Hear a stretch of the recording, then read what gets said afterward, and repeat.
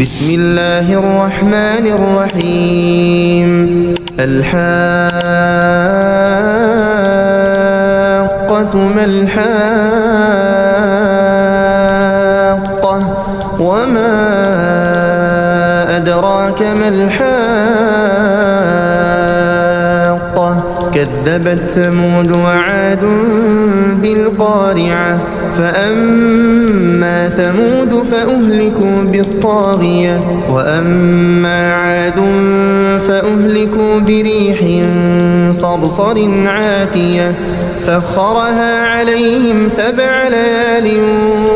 و8 أيام حسوما فترى القوم فيها صرعا كأنهم أعجاز نخل خاوية فهل ترى لهم من باقية وجاء فرعون ومن قبله والمؤتفكات بالخاطئة فعصوا رسول ربهم فأخذهم أخذة رابية إنا لما طغى الماء حملناكم في الجارية لنجعلها لكم تذكرة وتعيها أذن واعية فإذا نفخ في الصور نفخة واحدة وحملت الأرض والجبال فدكتا دكة واحدة فيومئذ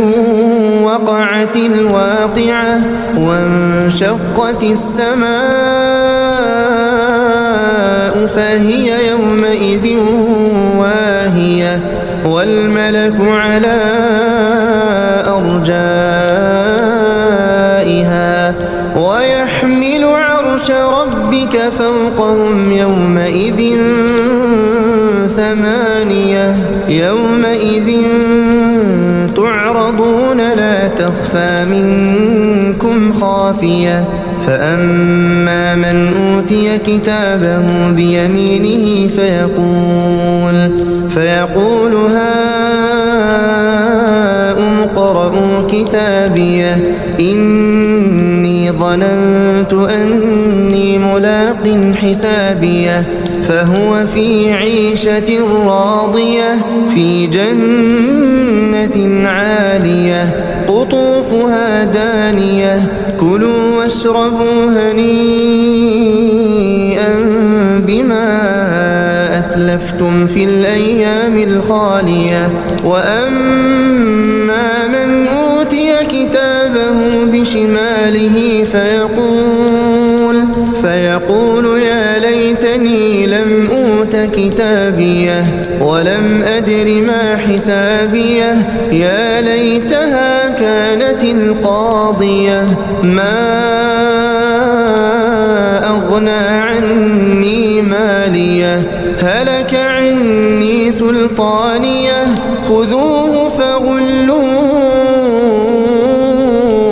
ثم الجحيم صلوه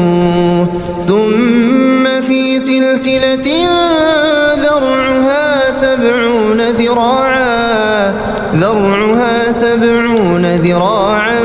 فاسلكوه إنه كان لا يؤمن بالله العظيم ولا يحض على طعام المسكين فليس له اليوم هاهنا حميم ولا طعام إلا من غسلين لا يأكله إلا الخاطئون فلا أقسم بما تبصرون وما لا تبصرون إنه لقول رسول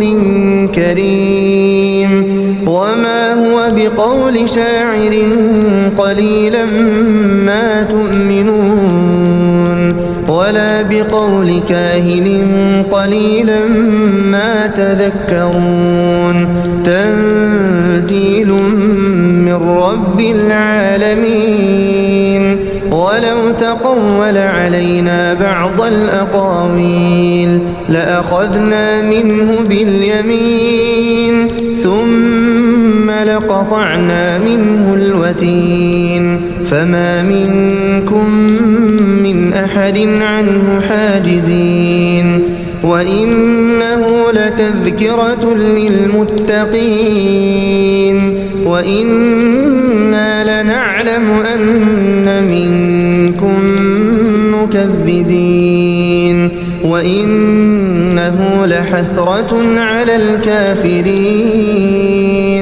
وإنه لحق اليقين فسبح باسم ربك العظيم